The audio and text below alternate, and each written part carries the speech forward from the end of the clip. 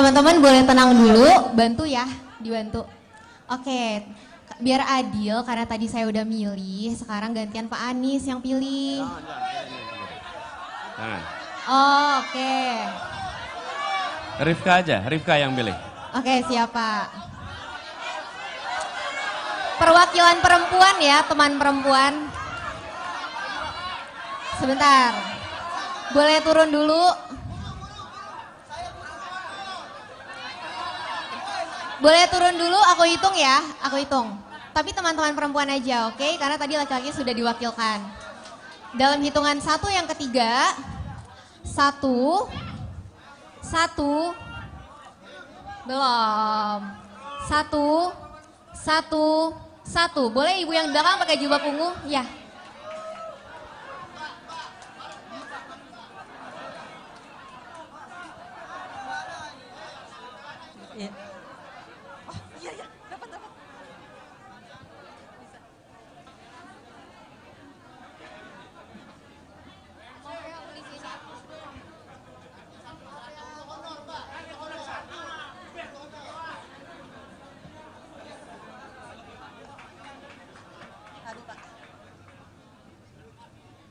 Assalamualaikum warahmatullahi wabarakatuh.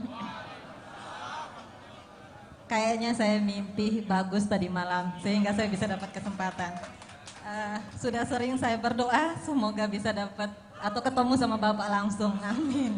Oke, perkenalkan nama saya Armi. Saya dosen di salah satu perguruan tinggi di Mataram, swasta. Oke, mungkin to the point aja Pak.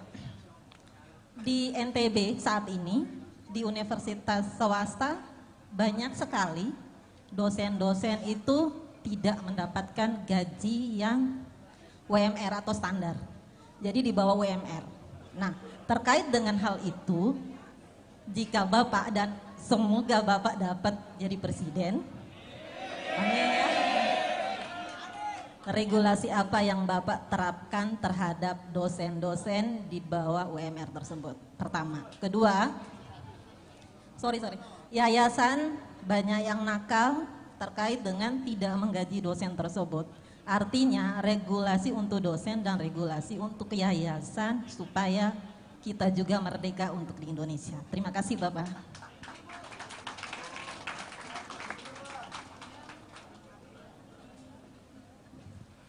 Bu Armi, terima kasih. Ibu dosen, mengajar apa Bu? Akuntansi. Mengajar akuntansi. Alhamdulillah. Gini Bu, jadi di dalam hubungan industrial, hubungan antara pemberi kerja dengan yang bekerja itu ada aturannya. Dan aturan itu dibuat minimal untuk 3 kebutuhan. 1, dia memberikan rasa keadilan. Yang kedua, dia jelas membagi manfaat, memberikan manfaat. Yang ketiga, dia memberikan kepastian. Nah, aturan itu harus ditegakkan. Jadi, insya Allah nanti ini bagian dari komitmen yang kami akan lakukan karena keluhan ini ada di banyak tempat. Bukan hanya di NTB, di banyak tempat. Dan bukan hanya kampus. Banyak pemberi kerja tidak menjalankan kewajibannya dengan baik, dengan memberikan 1, upahnya di bawah UMR. Yang kedua, pembayaran upahnya tidak dilakukan dengan tertib. Yang begitu insya Allah jadi prioritas untuk ditertibkan. Ya, oke, makasih. Ya itu, sama kan ditertibkan? Ya, oke. Makasih ya Bu Armi. Salam buat teman-teman dosen. Saya serahkan pada MC. Saya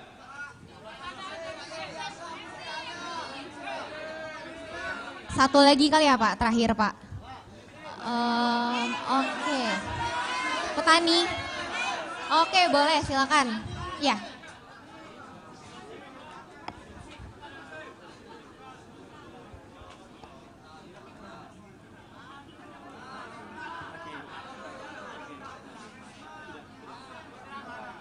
Tes, saudara. Baik, terima kasih kesempatan luar biasa. Rasanya wow. Jadi saya datang di sini sebagai petani muda, Bapak. Jadi 2019 saya memutuskan untuk pulang ke kampung untuk menjadi petani. dan sedang memperjuangkan diri untuk terus menjadi konsisten. Ya walaupun sekarang kita lihat di NTB dengan pertanian yang sangat sulit, termasuk kita lihat bukit-bukitnya ditanami jagung dan kami merasa keresahan itu sangat luar biasa. Tetapi Nama Anda siapa? Airil Sukma. Panggilan? Airil. Airil. Ya. Airil usia berapa? 27. 27 dan memilih bertani. Iya. Luar biasa. Kami punya komunitas namanya Bonjor Organik, dan itu memang tugas kita untuk menghasilkan produk pertanian yang sehat rencananya. Mudah-mudahan itu ini. Kebetulan tahun 2020 saya menjadi pemuda pelopor untuk mewakili NTB di bidang pangan. Nah, alhamdulillah dari prestasi ini. Semenitnya habis. Oke, pertanyaannya bagaimana peran pemuda ke depan untuk di bidang pertanian, dan yang terakhir adalah bagaimana mengatasi supaya pertanian ini ramah lingkungan di NTB. Ini, pertama soal bagaimana pemuda sebetulnya Anda yang harus berbagi pengalaman. Ini apa yang Airil kerjakan adalah rute penting yang banyak anak-anak muda tidak melihat. Kalau ditanya sektor apa yang sampai kapanpun akan ada. Salah satunya adalah sektor pangan. Pangan. Nah, banyak di antara anak-anak muda mau di sektor pangan tapi di hilir. Hilir itu apa? Bikin kafe, bikin restoran, itu hilir. Hulunya jadi petani. Dan pertanian itu, kalau pertanian secara makro, itu meliputi unsur pertanian nih. Pertanian itu sendiri, perkebunan, perikanan, kelautan, kehutanan, itu semua adalah pertanian dan itu hulu. Jadi kalau ada anak muda mau ambil sektor yang dalam jangka panjang akan selalu eksis, salah satunya sektor pertanian. Jadi Airil, saya malah salut dan menurut saya Anda harus promosikan lebih banyak lagi. Anak-anak seperti Anda nih. 73% dari petani Indonesia berusia di atas 45 tahun. Ya? Sehingga kita cuma punya seperempat nih yang usia di bawah itu. Kita akan kekurangan stok petani di masa depan.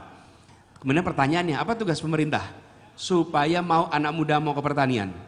Sektor pertanian harus menjadi sektor yang membawa kesejahteraan bagi petaninya. Kalau menjadi petani tidak sejahtera, mana ada yang mau jadi petani? Betul tidak? Dan itu salah satu masalah utamanya. Petani tidak sejahtera sehingga anak muda tidak mau jadi petani. Anda masuk di sektor yang unik. Karena Anda masuk ini kemudian membawa gagasan pertanian yang berkelanjutan. Betul tidak? Nah, pertanian berkelanjutan ini udah punya segmen pasarnya. Karena itu segmen pasar ini bagus. Anda karena menawarkan berkelanjutan. Pasti menggunakan pupuk yang serba organik, semuanya serba ramah lingkungan. Nah, itu pasarnya besar tuh. Bagus di situ. Tapi kami melihat seluruhnya bagi pertanian tradisional harus diubah. Karena itu kenapa kita merencanakan reformasi, namanya bukan sekedar pertanian. Kita mau melakukannya revolusi agromaritim untuk Indonesia. Supaya kita ubah kebijakan itu agar lebih banyak lagi anak muda yang mau menjadi petani. Anak muda tidak mungkin mau masuk dunia usaha yang tidak memberikan keuntungan, nggak mungkin. Jadi inilah salah satu yang itu PR-nya di pemerintah. Tapi yang saya berharap dari Airil, saya berharap Airil berbagi cerita betapa membahagiakannya menjadi petani itu. Oke? Ya, siap? Siap. Kita salaman ya? Ya. Oke, terima kasih.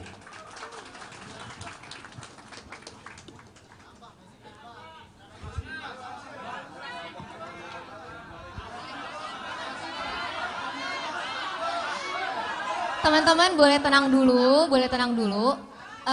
Kita ngejar waktu ya karena Pak Anies sudah harus kembali lagi nih. Kasih satu lagi nggak apa-apa? Satu lagi boleh, oke. Perempuan atau laki-laki Pak? Terserah. Boleh yang pakai kemeja hijau, iya.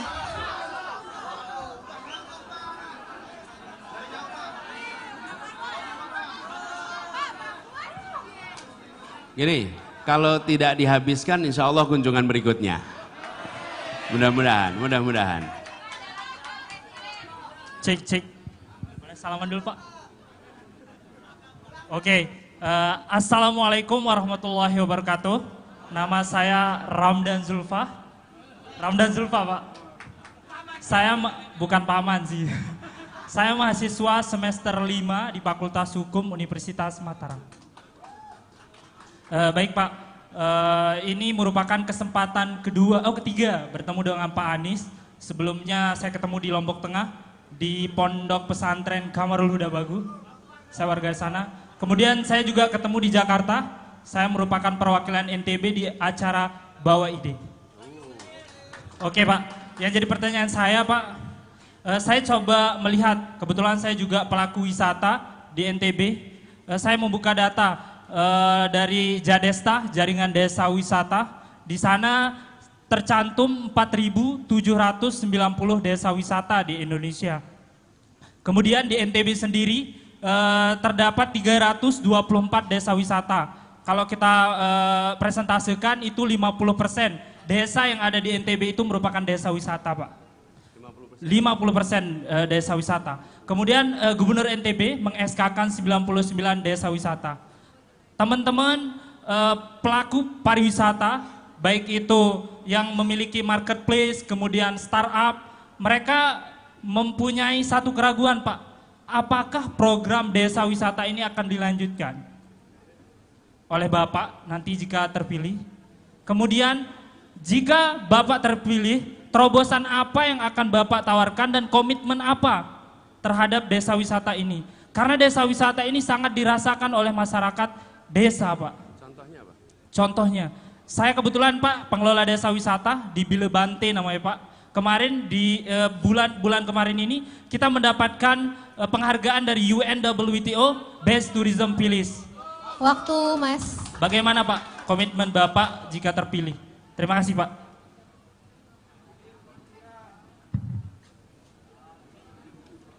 Ya, Bung Ramdan Zulfa.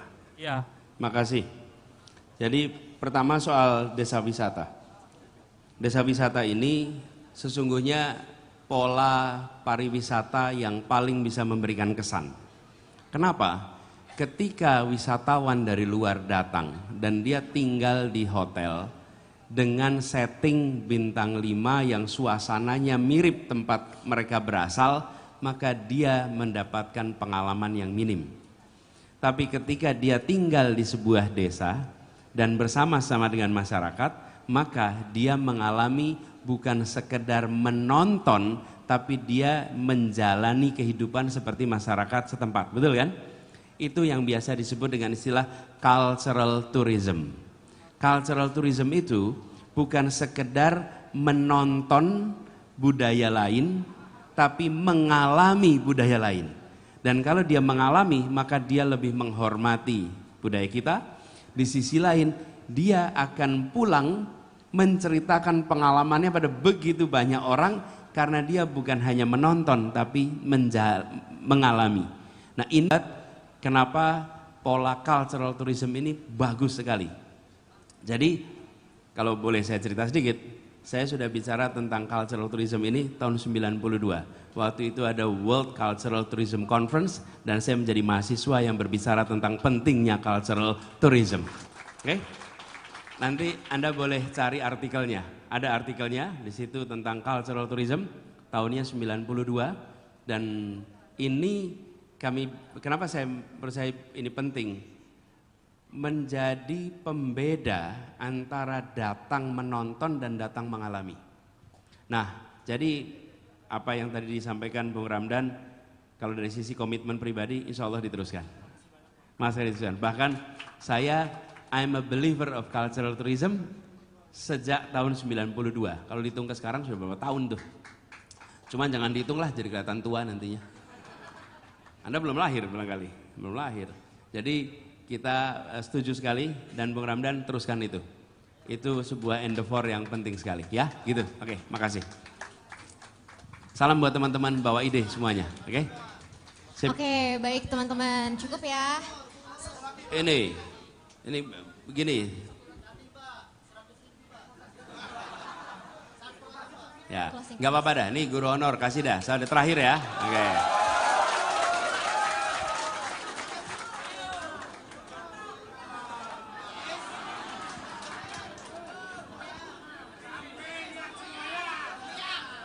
C1.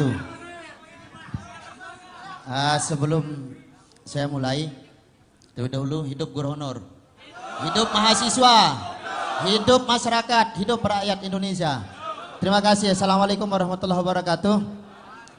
Langsung saja, Bapak Anies Rashid Baswedan. Saya, nama saya Mus Mulyadi, asal Lombok Tengah paling selatan, Pak Anies. Semoyang. Ya ada di sini. Semoyang. Kebetulan saya adalah salah satu guru honor, Pak Anies. Saya mengabdi di madrasah itu mulai dari 2009, Pak Anies. Sudah beranjak 14 tahun, belum jadi guru paling gede P3K. Seperti itu, Pak. Ya, yang jadi langsung saja yang jadi pertanyaan saya di sini, Pak Anies, atau himbauan mungkin ini sifatnya, mudah-mudahan Bapak Anies diijabahkan oleh Allah Subhanahu wa taala sebagai presiden dan Caimin sebagai wakil presiden 2024-2029. Kami prihatin yang guru honor ini, Pak Anies. Guru honor ini mohon maaf, gajinya 1 kali 3 bulan digaji itu 600.000, Pak. 600.000, Pak. 200.000 1 bulan, kurang malah. Ya. Keinginan kami mewakili teman-teman guru honor yang ada di Nusa Tenggara Barat terutama, Pak Anies, supaya kami itu disetarakan sama teman-teman guru yang mengajarnya di sekolah negeri, Pak Anies. Yang sekolah negeri ini mohon maaf, dia itu bisa P3K, Pak Anies. Kami yang honornya di swasta, yang mengajarnya di sekolah swasta atau di madrasah, tidak bisa di P3K-kan, Pak Anies. Tidak bisa di P3K-kan. Memang itu sudah aturan dari atas. Itu, Pak Anies, tidak bisa itu. Ya, dari pusat. Nggak bisa, nggak tahu aturannya seperti itu, Pak Anies. Aturnya seperti itu. Terkecuali sekolah yang swasta, yang madrasah, yang negeri baru bisa. Yang negeri saja bisa, Pak Anies. Kami yang swasta nggak bisa, Pak Anies. Ya, mohon supaya Bapak Anies ya didengarkan kami yang guru honor ini, Pak Anies. Supaya paling tidak satu saja keinginan kami, teman-teman. Supaya nanti kami yang honornya di sekolah swasta bisa untuk melamar P3K. P3K, Pak Anies. Mohon maaf Bapak Zulkifli Mansah, karena beliau sudah ini. Kami juga sudah, saya ngomong sama beliau dulu, bertanya tapi tidak dibawa-bawa. Ini Bapak gitu, Pak Anies. Karena begini, mohon maaf. Karena di sini sama-sama kami itu mencerdaskan anak bangsa. Ya. Sama-sama kami itu sudah sudah kuliah Pertanyaannya? S1. Ya. Pertanyaannya apa? Itu aja tadi itu permintaan supaya kami itu disetarakan. Namanya siapa? Mus Mulyadi. Mus Mulyadi. SPD. Ya, karena kami guru. Ya, itu saja. Ya, bisa ditangkap nih ini, Pak Anies. Ya. Sebelum saya tutup dulu, Pak Anies. Ya. Berikan saya kesempatan untuk menyampaikan bukan pantun. Ya, ini yang sering diucapkan oleh Bapak Anies, ya. Wakanda no more, Indonesia forever. Indonesia Forever. Terima kasih. Wassalamualaikum warahmatullahi wabarakatuh. Makasih. Boleh duduk dah, sekaligus kita duduk. Oke, baik. Cukup ya Pak Anies?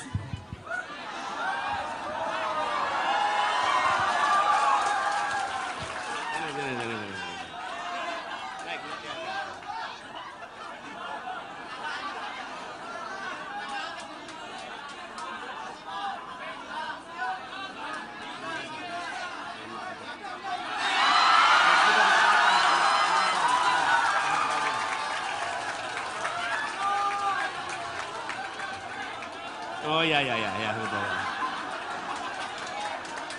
Bener-bener ya. Jangan sampai ada rugi ya gitu ya. Oke. Gimana Pak? Cukup Pak? Oh keren. Keren ya Pak, mantap. Kenapa? Pak Mpus Mulyadi, terima kasih. Pak Mpus ini sudah menjadi guru 14 tahun. Mengajar dengan gaji yang sangat minim. Dan tetap mengajar. Istiqomah. kita sampaikan terima kasih insya Allah pada beliau, nanti segera dituntaskan statusnya ya. Tapi tepuk tangan dulu buat beliau nih Pak Mus. Gini teman-teman, kita miris ini melihat anggaran tidak ada untuk guru honor, di sisi lain kita alokasikan anggaran begitu besar untuk membangun kota baru. Betul tidak? Itu yang saya sampaikan. Di mana letak prioritas kebutuhan kita?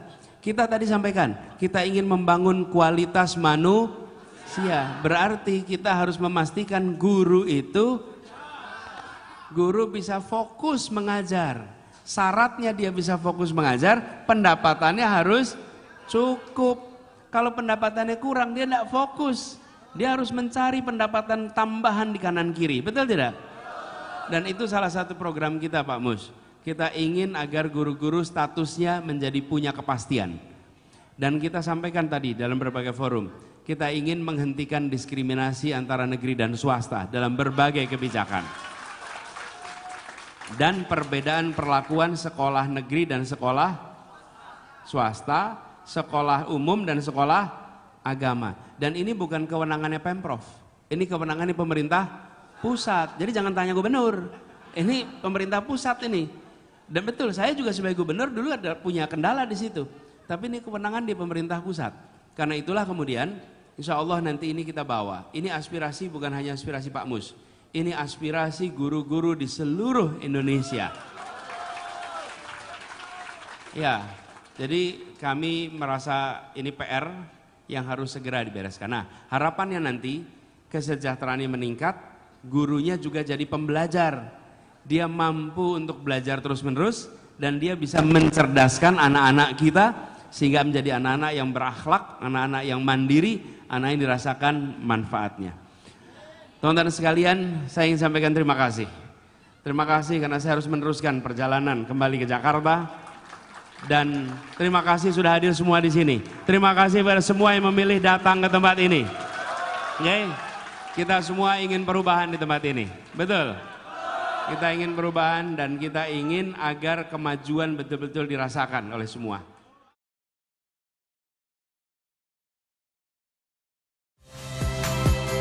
Saya Nitya Anissa, saksikan program-program Kompas TV melalui siaran digital, pay TV, dan media streaming lainnya.